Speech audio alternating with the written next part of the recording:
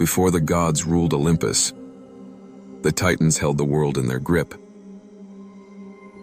The world was young and untamed, a place of chaos and raw power. From the union of Gaia, the earth, and Uranus, the sky, were born the first divine beings, the Titans, colossal and unstoppable, each embodying a force of nature. Led by the mighty Cronis, these towering deities overthrew their creator, Uranus, and seized control of the cosmos. With Cronis on the throne, the Titans reigned supreme, their power unchallenged, their will absolute. But beneath their rule, a prophecy whispered through the heavens, that one day, Cronis himself would fall, his throne, destined to be claimed by his own offspring. Terrified by this warning, Cronis took a desperate and horrifying step to secure his reign.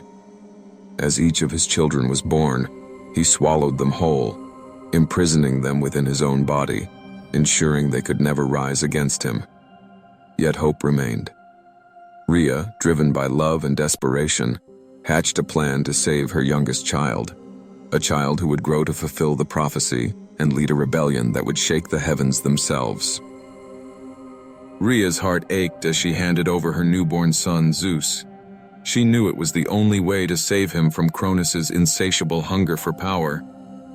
With tears in her eyes, she swapped the infant with a stone wrapped in cloth, deceiving the Titan king as he devoured what he believed to be his child. Far from the shadow of Cronis, Zeus was taken to the sacred Mount Ida, hidden deep within the island of Crete. There, in a secluded cave, he was raised by the nymph Amalthea, who nourished him with milk from her magical goat. To protect the child from being discovered, the Curetes, warrior spirits loyal to Rhea, stood guard outside the cave. Whenever Zeus cried, they clashed their spears against their shields, drowning out his wails with the sound of battle, so Cronis would never hear him. Under Amalthea's care, Zeus grew strong and wise, his divine essence shining brighter with each passing year. The young god's destiny was clear. He would one day fulfill the prophecy and challenge the Titans for control of the cosmos. The world may have belonged to the Titans, but in the shadows of Mount Ida, a god was rising, and with him, the hope of a new order. Years passed, and Zeus thrived under Amalthea's care, his strength growing beyond mortal comprehension. The sacred cave on Mount Ida became his sanctuary, a place where his divinity flourished in secret. When the time came, Zeus set his sights on fulfilling the prophecy that haunted his father.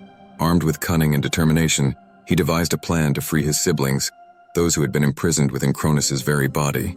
With the help of Meta, a wise and resourceful Titaness, Zeus prepared a potion that would force Cronis to expel the children he had swallowed. Disguising himself, Zeus approached his father and tricked him into drinking the enchanted brew.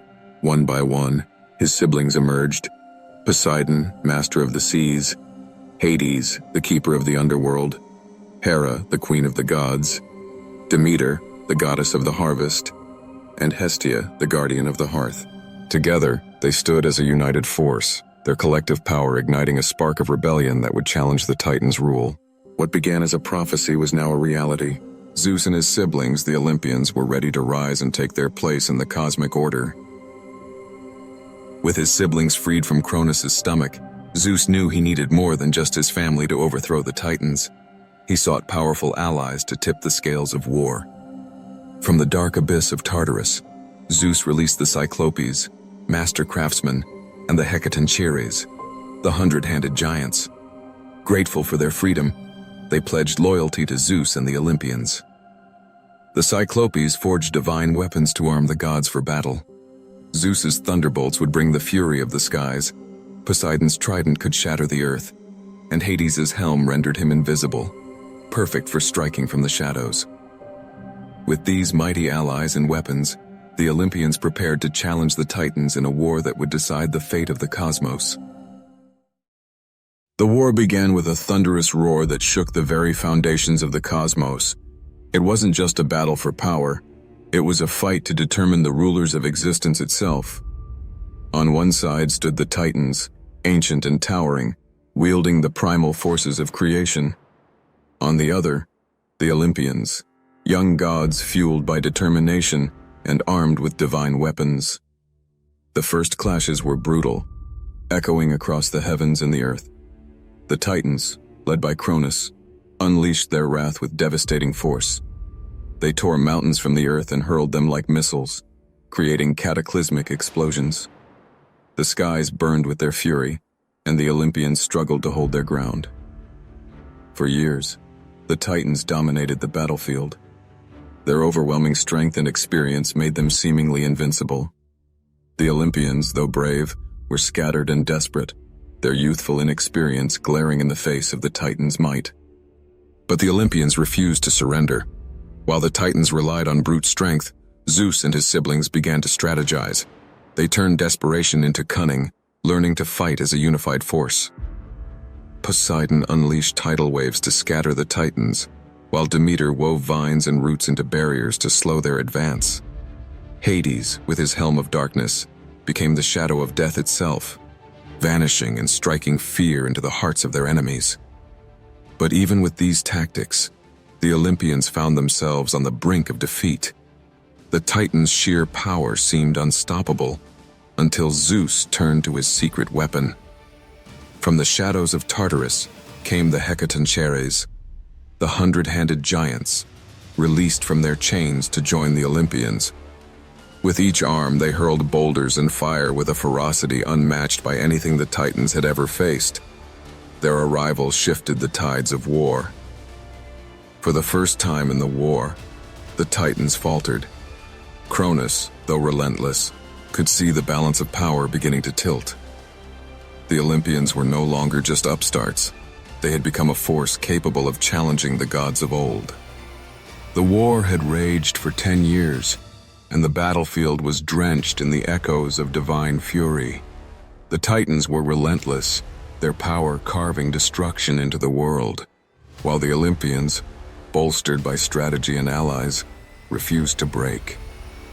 But as the conflict reached its peak, it became clear that this war could not end without a confrontation between the two who started it all: Zeus and Cronis.